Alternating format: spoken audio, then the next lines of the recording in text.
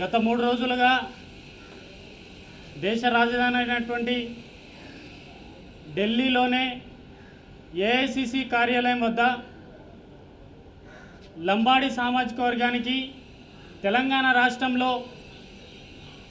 December 2023 ఎలక్షన్లో ఏ విధంగా అయితే లంబాడి సామాజిక వర్గం ఓట్లేసి గెలిపించడంలో కాంగ్రెస్ పార్టీ అధికారం రావడంలో లంబాడి సామాజిక వర్గం ముఖ్యమైనటువంటి పాత్ర పోషించిందని, గెలిచిన 64 సీట్లలో 45 పైగా నియోజకవర్గాలు లంబాడి సామాజిక వర్గం ఎక్కడైతే 50,000 నుండి 1,50,000 వరకు ఓట్ బ్యాంక్ ఉన్నటువంటి నియోజకవర్గాలలో మాత్రమే కాంగ్రెస్ పార్టీ గెలిచిందని, మరియు కాంగ్రెస్ పార్టీ ఎక్కడ కూడా అర్బన్ నియోజకవర్గాల్లో కానీ సిటీ ప్రాంతంలో కానీ రంగారెడ్డి ఏరియాలలో కానీ కాంగ్రెస్ పార్టీ గెలవలేదు. ముఖ్యంగా కాంగ్రెస్ పార్టీ గెలిచింది రూరల్ తెలంగాణలో మాత్రమే. కానీ గెలిచిన తర్వాత క్యాబినెట్ విస్తరణలో ఒక లంబాడి సామాజిక వర్గానికి మంత్రివర్గంలో తీసుకోకపోవడం ఈరోజు యావత్ 45 లక్షలకు పైగా ఉన్నటువంటి లంబాడి సమాజానికే అవమానకరం.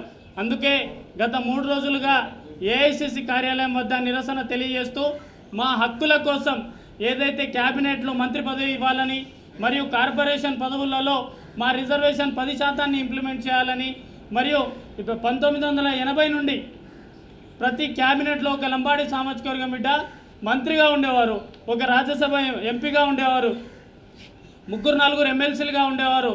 కానీ ఇప్పుడు 2023 ఎలక్షన్లలో రాహుల్ గాంధీ గారి సారథ్యంలో, రేవంత్ రెడ్డి గారి ఆధ్వర్యంలో ఈరోజు ఒక్క లంబాడి సామాజిక వర్గ నాయకుని కూడా న్యాయం చేయలేకపోతున్నారు.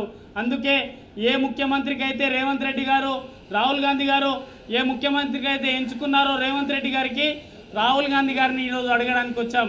నిన్న 3 రోజుల తర్వాత మా నిరసన దీక్ష 3 రోజుల తర్వాత గౌరవనీయులు కేసీ వేణుగోపాల్ గారు మరియు అడిషనల్ ఇన్ఛార్జ్ అయినటువంటి దీపాదాస్ మున్షి గారు మాకు నిన్న సాయంత్రం కలవడం జరిగింది.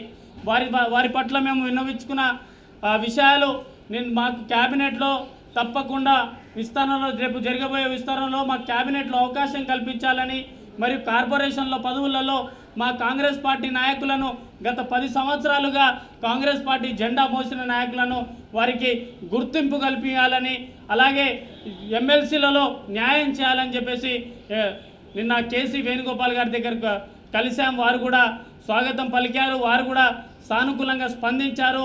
త్వరలోనే రాహుల్ గాంధీ గారిని కూడా మీకు కల్పిస్తానని చెప్పేసి మాట కూడా ఇచ్చారు. కాబట్టి ఈరోజు లంబాడి సంఘాల జాయింట్ యాక్షన్ కమిటీ తరఫున ఈరోజు తెలంగాణ భవన్లోనే ఈరోజు ప్రెస్ మీట్ పెట్టి మీ అందరికీ తెలియజేయడానికి ఈరోజు లంబాడి సంఘాల జాయింట్ యాక్షన్ కమిటీ తరఫున గత 4 రోజుల నుండి మేము కంటిన్యూగా ఏఐసిసి కార్యాలయం వద్ద నిరసన తెలుసిన. ఇక్కడ ఒక విషయం తెలియజేస్తున్నా, కేవలం ఒక సామాజిక కుల వివక్షతో పాటు ఇక్కడ ఒక వర్గానికే సపోర్ట్ చేస్తున్నట్టు కనిపిస్తుంది కాంగ్రెస్ పార్టీ. మరోపక్క రాహుల్ గాంధీ గారు పార్లమెంట్లో సబ్కా సాత్ పార్లమెంట్లో జిస్కి జిత్ని హిస్సేదారి ఉత్ని ఉత్కి భాగేదారి అని చెప్పుకుంటా రాహుల్ గాంధీ గారు ఆదివాసీల గురించి, వెనుకబడిన తరగతుల గురించి, ఇలా గిరిజనుల గురించి, వారి గురించి రాహుల్ గాంధీ ఒకవైపు మాట్లాడుతుంటే, తెలంగాణలో ఉన్నటువంటి అగ్రకులాల నాయకులు ఈరోజు కాంగ్రెస్ పార్టీలో గిరిజన నాయకులను, బంజారా నాయకులను అనగతొక్కే ప్రయత్నం చేస్తున్నారు.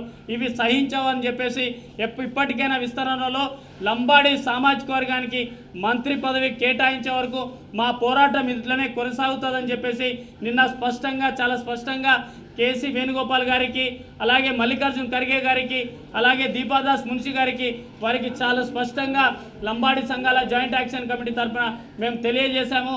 రేపటి నుంచి కూడా తెలంగాణలో కూడా మా పోరాటం ఇదే విధంగా కొనసాగుతుంది. మంత్రివర్గంలో మాకు స్థానం కల్పించే వరకు ఏ అగ్రకులాల నాయకులు మమ్మల్ని అనగదొక్కాలని చూస్తే మాత్రం అది సహించము.